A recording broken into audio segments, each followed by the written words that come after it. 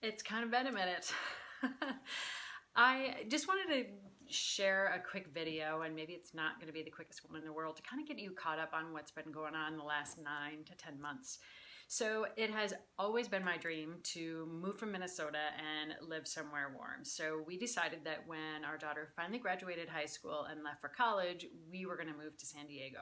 So last fall, October, we put our house on the market while things were really kind of at a peak and sold it really quick, which was awesome, save for the fact that Tiffany didn't have a job in San Diego yet, and now we were homeless. And so by the grace of God and generosity, my ex-husband's sister and her husband offered to let us move into their house in Woodbury, which was so unbelievably generous. So we put everything we had into storage and just kind of packed some essentials and moved in there, which was awesome. But I kind of overnight went from like this urban city slicker mother to an empty nester that was suddenly living in the suburbs. And I'm totally not bashing living in the suburbs, but it was a pretty big change. And so during this time, my wife, was desperately trying to find a job in San Diego. She had been trying for 9 months and it just wasn't happening. And the winter of 2017 was to be my last. I was adamant about that. I had been counting down the winters for years. So then as December rolled around and it got cold and I was like, oh, we're not doing this. We actually decided to just bet on ourselves. And my wife quit her job and we packed up our things and the cat into the U-Haul and drove cross country to San Diego. We moved into a 750 square foot apartment, which, you know, when I was living out in the burbs, I'm like 750 square feet. That's not a big deal. It's our little mouse house, and we definitely have had to minimize. And most of our stuff is still in storage. I sold my car when we left, and I still haven't bought anything, which has been awesome.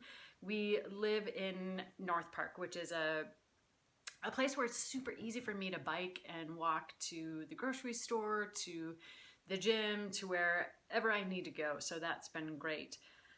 I know that's not a possibility for a lot of people, but that's something that I want to talk about later, is how simplifying our lives can ease a lot of the stress and anxiety that we have. But again, we'll kind of get into that later. So we were really living quite simply, and I will say, like, the 4 months when my wife wasn't working were some of the best 4 months ever. I mean, there was still like a lot of unknown, but like I said, we just decided to bet on ourselves that things would work out. She ultimately got a job, which was great, that she likes. We've settled in. We've started finding our community here. We've made some really great, amazing friends. And in the midst of all of that, too, my father passed away. We've also had 2 serious other family health issues that have been requiring some travel on my part, some travel on Tiffany's part. I also decided to rebrand, relaunch the website, redo the speaker video. It's been a little bit crazy, which is why I haven't been doing a lot of posting or video. But just here's the one thing I guess I want to say is that when everybody's like, how are things? And I'm like, wow, life continues to be. You know, it's like, it's one thing after another. And that is life, and why it's so important for us all to practice resilience. And I want to be clear that resilience doesn't mean that you'll never feel stress. Believe me, in these past like 9-10 months, I have had some not so graceful moments. Let me tell you about one. Uh, Out of nowhere, I'm working out at the gym and we're doing like these sandbag cleans and squats and presses. And all of a sudden I was like, I can't do this, meaning like the exercise. But then all of a sudden I'm like, I can't do this. I can't do this, all of this. And I set the sandbag down, walked off the floor, went into the bathroom, and just cried my little eyes out and just really went for it.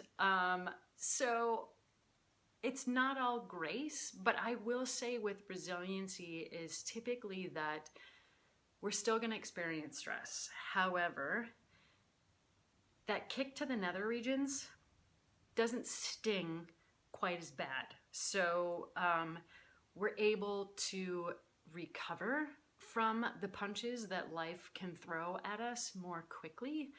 And hopefully we also have a bit of a higher threshold for stress so that we can just handle a little bit more before we march off the exercise floor and go into the bathroom and cry. So anyway, I just want to say hi and that I'm back, and I can't wait to tell just more of the story of everything that's been going on, but I'm really excited about the relaunch of the business, which is really all about how to go from feeling overworked, overwhelmed, overstressed, overstretched, just freaking over it, to feeling on fire, on purpose, on your game, on track.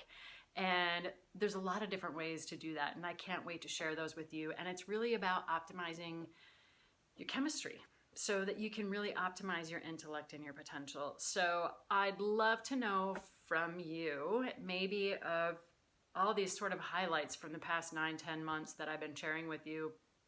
Like, do you have any questions? Do you have want more details on what went down and how we handled it and how we made things work? There's been a lot of big change, and I know that a lot of you are dealing with change that either you're deciding to embark on because it's something that you're very passionate about and what you've dreamed about, or maybe change is actually happening to you. So anyway, I hope you guys have all been doing well, and I can't wait for us to be in communication a little bit more. So please post questions, comments, and it's good to see you.